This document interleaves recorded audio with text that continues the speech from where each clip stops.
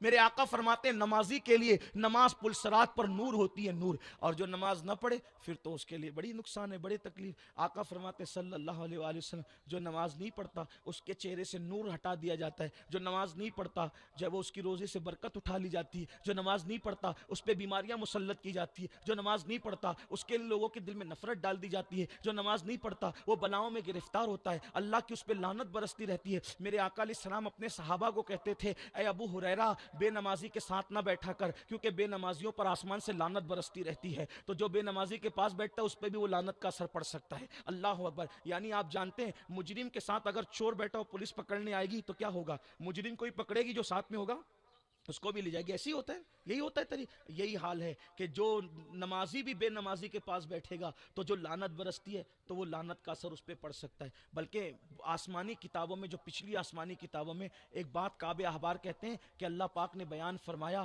کہ جو نماز نہیں پڑھتا میں اس پہ لعنت کرتا ہوں، لعنت، اور اس کے پڑوس میں جو رہتا ہے اس پہ بھی لعنت کرتا ہوں، اگر وہ اس کے اس فعل سے راضی ہے تو اس پہ بھی لعنت کرتا ہوں، اور اللہ فرماتا ہے اگر مجھے اپنی رحمت کا خیال نہ ہوتا تو میں بے نمازی کی 7 پشتوں پہ لعنت کرتا۔ یہ بے نمازی پن کا انجام۔ اور جب بے نمازی مرتا ہے تو سب سے بدترین موت اسی کو آتی، بہت تکلیف کی موت آتی ہے۔ حدیث پاک میں آتا ہے بے نمازی جب مرتا ہے تو اس پر اتنی پیاس ڈال دی جاتی، اتنی پیاس ڈال دی جاتی ہے کہ اگر 7 سمندروں کا پانی بھی اس کے منہ میں ڈال دیا جائے تو بھی اس کی پیاس نہیں بجھ سکتی۔ دیکھو 7 سمندر کی پیاس ہوتی ہے اور اس کے رشتہ دار چمچا چمچا منہ میں گرا رہے ہوتے ہیں۔ آپ ہمیشہ تجربہ کر کے دیکھ لینا، جب پیاس آپ کو شدت کی لگے گی اور چھوٹا سا گھوٹ پیو گے تو پیاس بجھنے کی بجائے پیاس اور بڑھ جائے گی۔ تو یہی حال ہوتا ہے، 7 سمندر کی پیاس بے نمازی کو لگتی ہے، اور ایک ایک قطرہ، اس سے زیادہ تو ڈال بھی نہیں سکتے ورنہ منہ سے نکل جائے گا، بہہ جائے گا، تو ایک ایک قطرہ ڈالتے ہیں، نہیں وہ پیاس بجھاتے نہیں اور بڑھاتے چلے جاتے ہیں۔ اور بے نمازی پیاسا اور بھوکا تڑپ تڑپ کے مرتا ہے۔ اگر بے نمازی کے ہاتھ پیر کی طاقت نہ کھینچ لی جاتی تو وہ جنگلوں میں ایسے تڑپتا پھرتا جیسے پاگل تڑپتے ہیں یا کٹا ہوا جانور تڑپتا ہے، اتنی سخت ترین اس کو موت آتی ہے۔ اللہ اکبر۔ اور جب اس کو اس کی قبر میں رکھا جاتا ہے تو اس کی قبر اس کو چاروں طرف سے دباتی ہے، بے نمازی کو۔ میرے آقا علیہ السلام نے اپنے گورے گورے خوبصورت نرم نازک ہاتھوں کو ایک دوسرے میں ملا کے صحابہ کو یوں بتایا،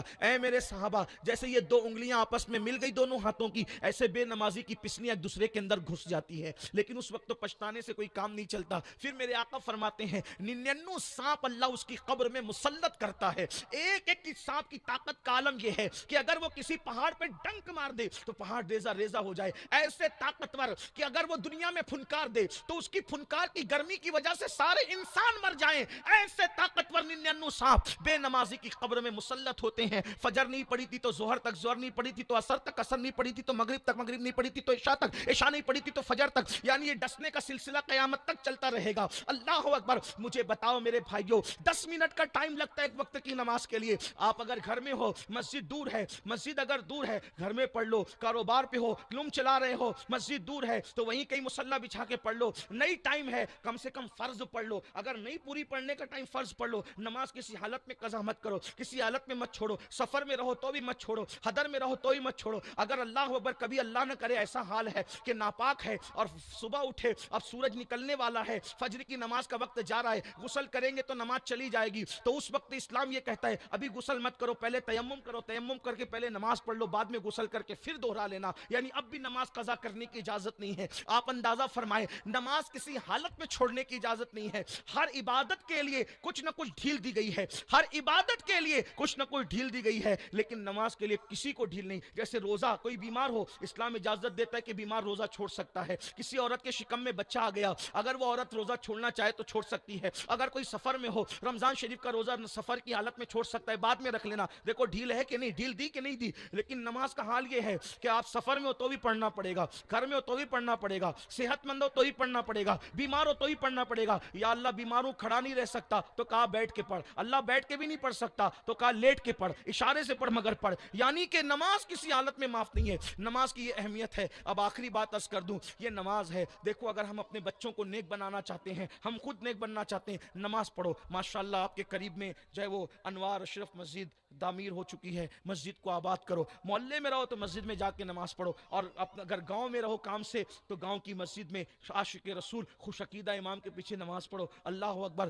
دیکھو نماز کی برکت کیا ہے۔ ایک بات آپ سے کہتا ہوں، کوشش کرو کہ نماز نیک آدمی کے پیچھے، کیونکہ حدیث پاک میں آتا ہے نیک آدمی کے پیچھے جتنے لوگ کھڑے ہوتے ہیں جب وہ سجدے سے سر اٹھاتا ہے تو اس نیک کے سر اٹھانے سے پیچھے جتنے کھڑے رہتے ہیں سب بخش دیے جاتے ہیں. بلکہ کبھی کوشش کرنا کہ زندگی میں کوئی ایک ہی نماز کسی اللہ والے کے پیچھے پڑھ لیں. ایک نماز کسی اللہ والے کے پیچھے پڑھ لینا, ایک نماز کی برکت سے بہت کام بن جاتے ہیں اللہ والے کی برکت. دیکھیے آئیے مجھے ایک بات یاد آ گئی, یہ واقعہ مجھے بہت پسند ہے, میں اس کو بچپن سے بیان کر, یعنی کہ تقریباً میری عمر جو ہے وہ 11-12 سال کی تھی جب سے میں بیان کرتا ہوں الحمدللہ اللہ کی کرم سے. اور بہت سے آپ میں کے جو لوگ ہیں وہ مجھے جانتے بھی ہوں گے, بلکہ اکثر لوگ کلو کٹی کی بستی کے لوگ ہیں. تو میں گلشن رضا میں ان دنوں امامت کر چکا ہوں وہ مسجد میں جب میں SSC پڑھتا تھا, 10ویں پڑھتا تھا, جب میں وہاں کا امام تھا, وہاں بیان بھی کرتا. تو مجھے یہ واقعہ میرے بچپن سے یاد ہے, بہت پسند ہے مجھے, میں یہ واقعہ بیان کرتا ہوں تو مجھے بھی بہت اچھا لگتا ہے. یہ واقعہ بیان کر کے میں اپنی بیان کو مکمل کروں گا. نماز کی برکت سے بڑے مجرم سدھرتے ہیں, بڑے سے بڑے پاپی سدھرتے ہیں. اس سلسلے میں ایک واقعہ کتابوں میں لکھا ہوا ہے اور کئی کتابوں میں ہے, لیکن اس کو میں اپنے الفاظ کے جامع میں علامہ ارشد القادری کے طرز پر اپنے الفاظ کے جامع میں کچھ تصرف کے ساتھ اور کچھ شرح کے ساتھ بیان کرنا چاہتا ہوں. کہتے ہیں کہ ایک دور گزرا اولیاء اللہ کے زمانے میں, وہ دور تھا ہمارے بہت بڑے بزرگ حضرت سیدی ذوالنون مصری رحمۃ اللہ علیہ کا. ذوالنون مصری بہت خوبصورت تھے, اللہ کے بڑے ولی تھے. ہوا یہ کہ وہ جہاں رہتے تھے مصر میں, تو وہاں پر ایک لڑکی رہتی تھی اور اس کا کردار اچھا نہیں تھا, کیریکٹر اچھا نہیں تھا, اور وہ نچنیا تھی, رقاصہ تھی.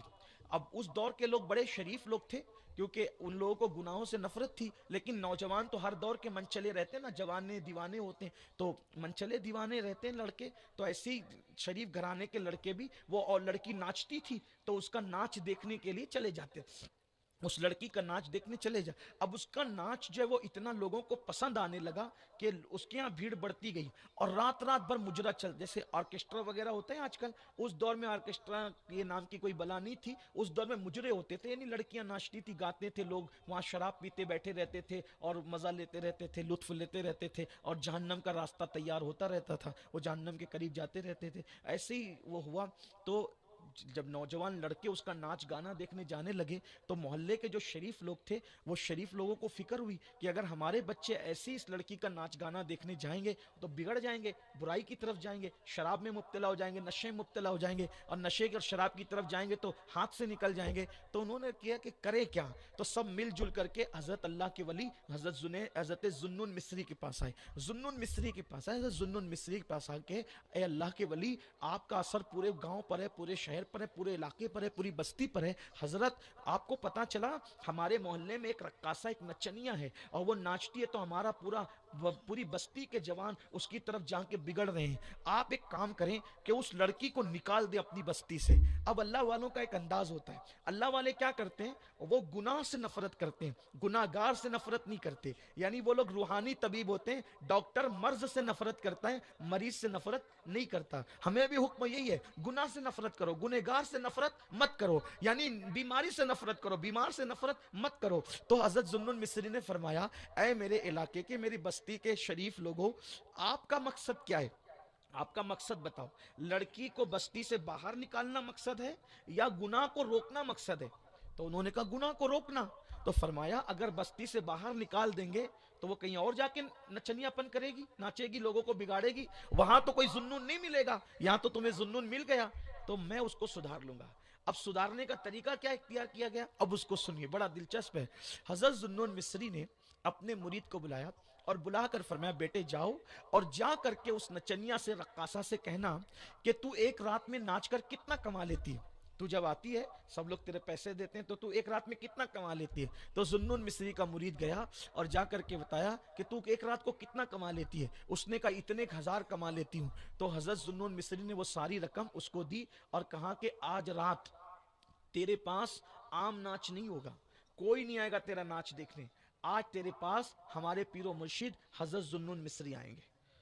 اب وہ تو خوش ہو گئی, اس نے سوچا کہ میرا ناچ اتنا متاثر کن کہ پہلے تو لڑکے لوگ میرے جو وہ دام تصویر میں اور دام فریب میں گرفتار تھے اور میرے ناچ کے شیدائی تھے, یہ اتنا بڑا ولی ذوالنون تسبیح مصلی چھوڑ کر کے میری طرف آ رہا ہے, میرے ناچ میں تاثیر کتنی ہے. وہ تو بہت خوش تھی, آج بڑی بنی سوری بھی تھی. حضرت ذوالنون مصری نے عشاء کی نماز پڑھی، کندھے پہ مصلا ڈالا، ہاتھ میں عصا لیا اور اللہ کی صدا لگاتے ہوئے اللہ کا فقیر چل پڑا۔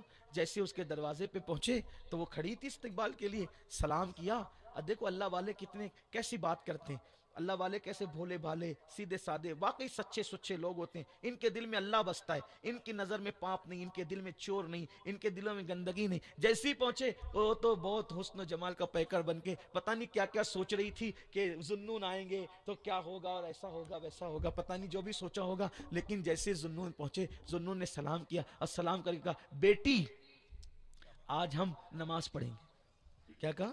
بیٹی آج ہم نماز پڑھیں گے۔ اللہ اکبر۔ جیسی بیٹی کا، آج کل تو لوگ بہن بیٹی کہہ کے بھی بہت کچھ گندے کام کر لیتے ہیں، کیونکہ لوگ ہی آج کل کے اللہ ماشاءاللہ گندے ہو گئے، ان کے دل میں شیطان بس گیا تو ان کو رشتے کا خیال نہیں ہوتا۔ لیکن جو ہے اس دور میں کسی کو بیٹی بہن ماں کہتے تھے تو پھر جس کو جو کہہ دیتے تھے زندگی بھر اس کو نبھاتے تھے۔ یہ بات یاد رکھنا۔ آج کل ہمارے ہاں کسی کو بھائی کہہ رہے ہیں اور دل میں اس کے لیے دشمنی ہے، یعنی منافق ہے۔ دوست تو کہہ رہے ہیں اس کے لیے دل میں دوریاں، منافق ہے۔ یہی سب ہے۔ پڑوسی کو کہہ رہے ہیں تو میرا بھائی ہے اور اس کو دیکھ دیکھ کے جل بھی رہے ہیں۔ نہیں، دیکھو زبان اور دل جس کا ایک ہوتا ہے وہی مومن ہوتا ہے، جس کے دل میں کچھ زبان پہ کچھ وہ منافق ہوتا ہے۔ منافق نہ بنو، اللہ سب دیکھ رہا ہے۔ ان اللہ لا ينظر الى صورکم والى اموالکم ولکن ينظر الى قلوبکم۔ اللہ نہ تمہارے چہرے دیکھتا ہے نہ تمہارے مال دیکھتا ہے، اللہ تو تمہارے دل دیکھتا ہے۔ دل میں کیا چل رہا ہے وہ سب دیکھ رہا ہے۔ تو یاد رکھنا، نیک بنو، سچے نیک بنو، دل کے نیک بنو۔ تو حضرت ذوالنون مصری نے کہا بیٹی آج ہم نماز پڑھیں۔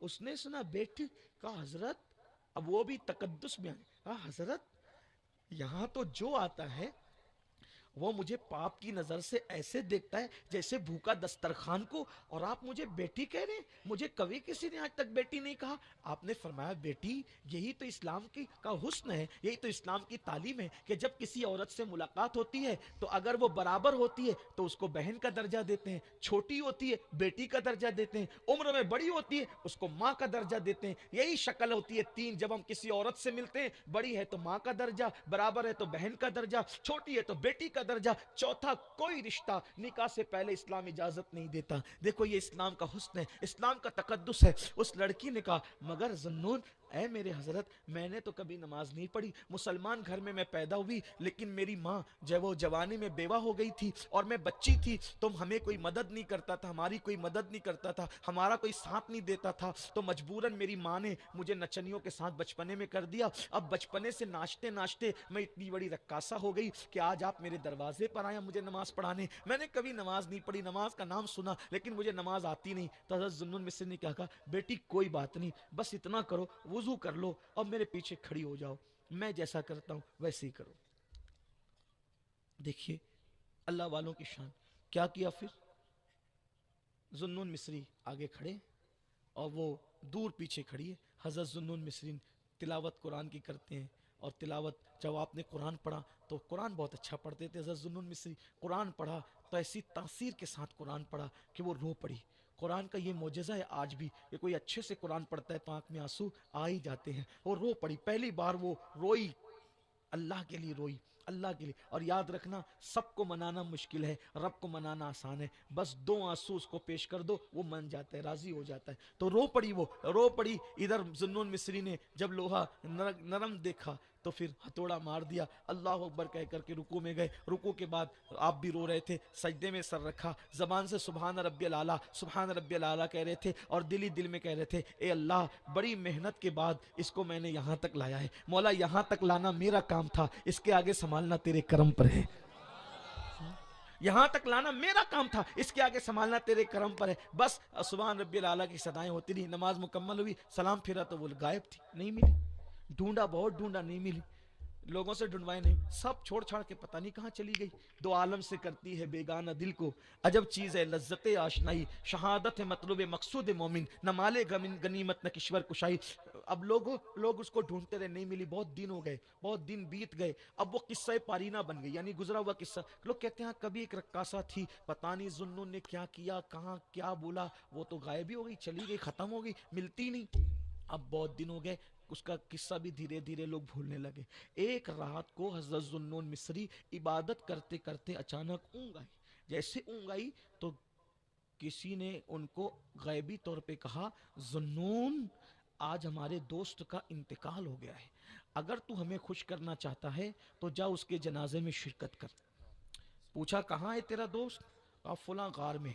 اب جب آنکھ کھلی تو صبح ہو رہی تھی، اذان فجر کی، جیسے ہی فجر پڑی غار کی طرف گئے تو کیا دیکھا؟ ایک میت پڑی ہے اور اس کے اوپر چادر کسی نے اڑا رکھی ہے اور اس کے آس پاس پرندے منڈلا رہے ہیں، پرندے گھوم رہے ہیں، گویا اس کو پہرا دے رہے ہیں۔ جیسی ذوالنون نے سوچا کون خوش نصیب اللہ کا دوست ہے جس کے جنازے میں شریک ہونے پر مجھے حکم ہے، جیسی چادر ہٹائی تو پیروں کے نیچے سے زمین کھسک گئی، وہ کوئی اور نہیں تھا، وہی وہ رقاصہ تھی جس کو بہت پہلے ایک سجدہ کرایا تھا۔ ارے یہ اتنی بڑی ولیہ بن گئی کہ مجھے حکم ہو رہا ہے کہ ہمارا دوست انتقال کر گیا، اس کے جنازے میں شرکت کرو، لیکن یہ عورت ہے، چہرے پہ پردہ ڈال دیا، کہا اس کو غسل دینے کے لیے تو عورتیں چاہیے، اس کو کفن پہنانے کے لیے عورتیں چاہیے، چلو بستی میں چلتے ہیں، عورتوں کو اور ان کے شوہروں کو ساتھ لاتے ہیں تاکہ اس کا انتظام ہو۔ بستی میں گئے، کفن خریدا، خوشبو خریدا، مرید اور مریداؤں کو اکٹھا کیا، اور اس کے بعد جب آئے تو دیکھا وہاں کوئی نہیں تھا، ایک رکا تھا، رکے کو اٹھا کر کے دیکھا تو کچھ لوگوں نے رکے کا تذکرہ کیا اور کچھ لوگوں نے کہا کہ وہاں کچھ نہیں تھا، تو ذوالنون مصری روتے ہوئے واپس آ گئے۔ واپس آئے، آنکھ لگی، خواب میں کیا دیکھا؟ وہ جنت کے باغوں میں ٹہل رہی ہے۔ کہا رے تم تو جنت کے باغوں میں ٹہل رہی ہو، تمہارا لاشا گیا کہاں؟ تو کہا ذوالنون جو اللہ کے ہو جاتے ہیں پھر اللہ ان کو دوسروں کو کفن دفن کا محتاج بھی نہیں کرتا، اللہ یہ انتظامات بھی خود ہی فرما لیتا ہے۔ وہ کہا تو یہ مرتبے پہ کیسے پہنچی، یہ مرتبے اس مقام پہ کیسے پہنچ گئی؟ اس لڑکی نے کہا اے ذوالنون تیرے پیچھے خلوص دل کے ساتھ ایک ہی سجدہ کیا تھا، ایک سجدے کی برکت سے اللہ نے مجھے مقام ولایت عطا فرمایا اور میری زندگی بدل، ایک سجدے کی برکت سے میری زندگی بدل گئی۔ یہ نماز ہے، تو آئیے نماز کی ناظرین اکرام، اسی طرح کے اور واقعات اور بیانات سننے کے لیے چینل کو سبسکرائب کریں، بیل آئیکن کو دبائیں تاکہ اگلے آنے والے ویڈیو کا نوٹیفیکیشن ترنت آپ کے پاس پہنچ جائے۔